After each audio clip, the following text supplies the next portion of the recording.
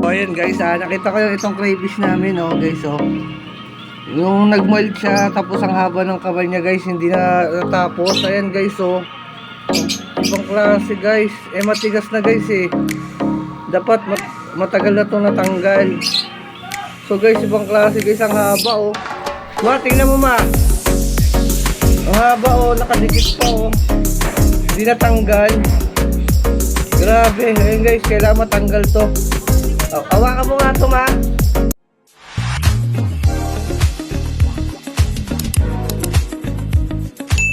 Yung ko sa cellphone, hindi tatanggalin ko, kawawa naman ang haba guys ibang klase. Yun, nag-mold siya, hindi siya natanggal. Ano kaya ito guys? Laam lang. Hindi kaya ito. Kailangan matanggal yan.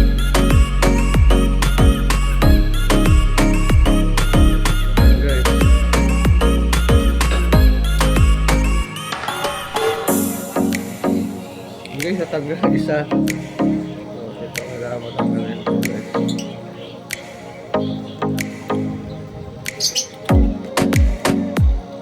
Yan guys, ang pangit to yung sipit niya guys.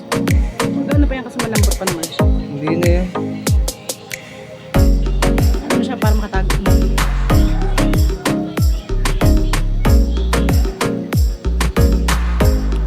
Yan guys, buti babae siya. Yan guys, anong nangyari dito? Ako ba? Ano ba? Kawawa naman guys. Ayan, kawawa naman. Kita nyo guys kung paano ko tinanggal ano kayang nangyari dito. Wala kasi ako guys nasa deliver tayo kahapon kahapon lang yung nagpalit. So ito yung kanyang ipit guys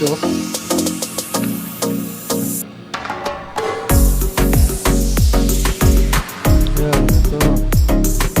Grabe yung nangyari sa alaga ko. So hanggang dito namin guys kasi may trabaho pa kami. So bye bye. Salamat sa panunod. Sayang naman yung sipit niya pumangit. Good morning, good morning.